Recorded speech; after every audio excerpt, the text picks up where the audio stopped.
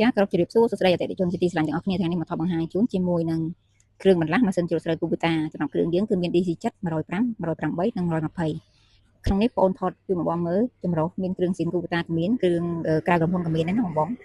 ចាព្រោះអីដោយសារបងគាត់ចង់បានគ្រឿងសុទ្ធខ្លះក៏ចង់បានគ្រឿងក្រៅកំហុនដែរដោយសារគ្រឿងក្រៅកំហុនក៏ថ្លៃគឺធូរថ្លៃចំពោះគ្រឿងកំហុនវិញតម្លៃវារៀងខ្ពស់បន្តិចបងចាប៉ុន្តែគុណភាពគាត់គឺល្អប្រើបងណាចឹងបងប្អូនបង្ហាញជាមួយបងមួយតាមដែលវីដេអូថតបង្ហាញជូនអញ្ចឹងចានេះជាសបកឡូបងឡូមុខនិងឡូក្រោមសម្រាប់ DC 105 និង108នេះសបកខួងបង DC 105នេះឈុតឡូសម្រាប់ DC 7បងគឺគ្រឿងសៀនគូតានេះច្បាក់នាំស្រូវ DC 105 108 KMC ប្រភេទគ្រឿងល្អបងខ្សែកន្លែងមាន DC 7 105 108ដូចគ្នាបងចំពោះឈុត A មាន DC 7 105 108ដូចគ្នាចានេះសបកខួងបង DC 108ចំពោះកស៊ូសារ៉ាំងនេះក៏មានពីរប្រភេទដូចគ្នាបង105 108ដូចគ្នា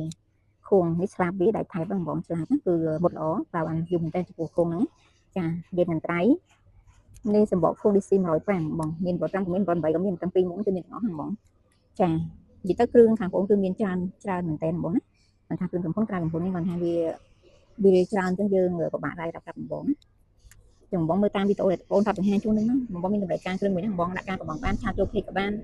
តំណតាមរយៈលេខទូរស័ព្ទក៏បានឬក៏លេខ Telegram ក៏បានដែរបង25ខែក្រុងមកមានបរិការគឺបងដាក់ផ្ញើជូនហ្មង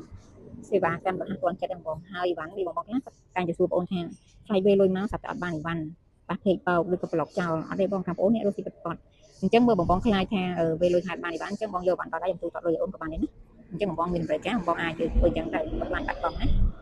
អត់អីអញ្ចឹងអីវ៉ាន់ដល់ដៃទូតលុយអញ្ចឹងបងមានបរិការគ្រឿងមួយណាដែលបងថតបង្ហាញជូននេះមានច្រើនមុខមែនតើអញ្ចឹងបងជ្រើសរើសមើលទៅមានគ្រឿងមួយណាដែលតម្រូវការបងអាចឆាតបងប្អូនក៏បានដែរណាសេវាទូទាំង25ខេត្តក្រុងជួយ like ជួយ share វីដេអូបងប្អូនម្នាក់មុតផងដើម្បីទទួលបានវីដេអូថ្មីៗក្រោយៗទៀតអរគុណច្រើន